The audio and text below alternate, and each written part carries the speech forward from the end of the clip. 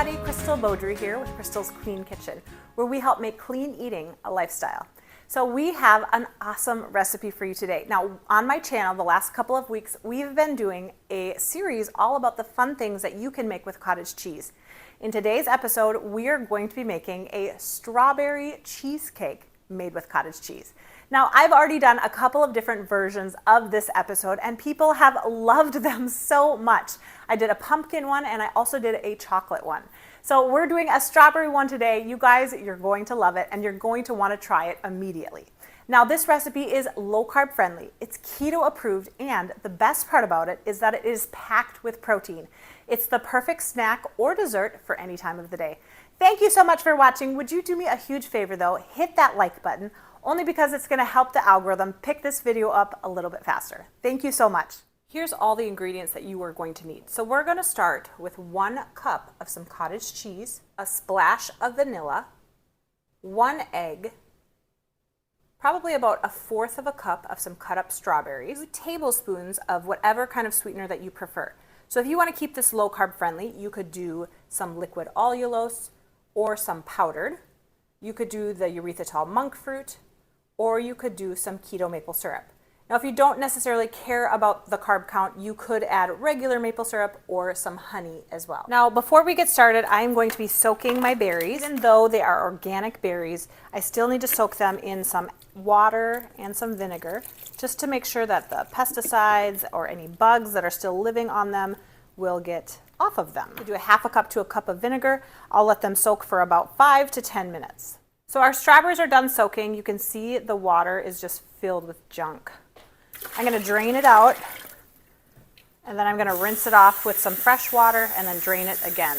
Now these are ready to go. I usually put like a paper towel in the bottom of the plastic container again, but you could also store this in a glass container with maybe some paper towels on the bottom to just absorb any of the water. Now, whenever I'm baking with strawberries, I always like to get the strawberries that aren't super ripe and use those ones in my baking, because you can't quite taste it if they're not super ripe, and you will still be able to enjoy it without wasting them, because not tons of people like to eat strawberries that aren't ripe or that aren't perfect. So I'm going to be adding in my 1 cup of cottage cheese into a blender. I'm going to add a little sweetener. I'm using maple syrup, but you can use whatever you want, or you don't even need to add any sweetener. That's fine too.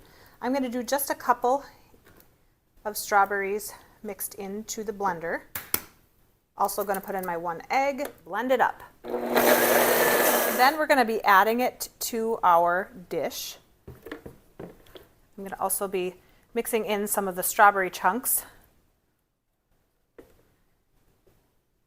Now, just to troubleshoot, if you find that your cheesecake was way too runny or it just wouldn't thicken up, sometimes that happens because the cottage cheese had just too much liquid in it. So maybe taking a cheesecloth and kind of squeezing it out is a great idea. Otherwise, there is some cottage cheeses that are a little thicker than others, and so that's an option as well. Now, in some of the other videos, people were saying, well, it tastes a little salty. And there is cottage cheese mixtures out there that have way more sodium than others. So if that's a concern, you could also look for that. I know one of the lower sodium cottage cheeses is called Good Culture, so you could check that one out. Okay, I'm going to be baking this for 20 minutes at 350 degrees. When you take it out, you want it to be a little jiggly, but not too jiggly. So I will show you what that looks like. Just pulled it out of the oven. As you can see, it's a little jiggly still. I did cook it for about 23 minutes because I think this cottage cheese had a little bit more water in it than normal. So I'm going to let it cool down on the stovetop for a couple of minutes, and then I'm going to be putting it in the refrigerator for at least an hour. So Hannah just got home from school, my daughter, and she wanted to help me make some frosting for the top. So I'm just going to put in probably 1/4 of a cup to 1/2 a cup of some heavy whipping cream. Now, you can make this without any sweetener at all. You could add in a low carb sweetener if you want to keep this low carb friendly. I'm just going to add in a little bit of some pure maple syrup. All right, Hannah, you want to turn it on? And then you want to whip it until stiff peaks are formed.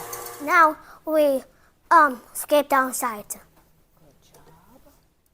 All right, I just pulled this out of the refrigerator. You can tell that the middle kind of sunk a little bit, which is fine because we're going to be putting some whipping cream on the top of it.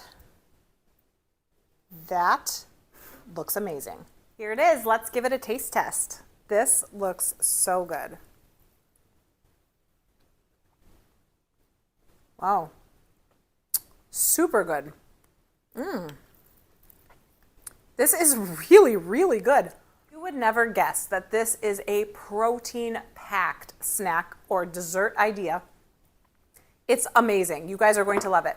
Well, thank you so much for watching. Now, we do have a couple other flavors of this out too. We have the chocolate one and we have a pumpkin one.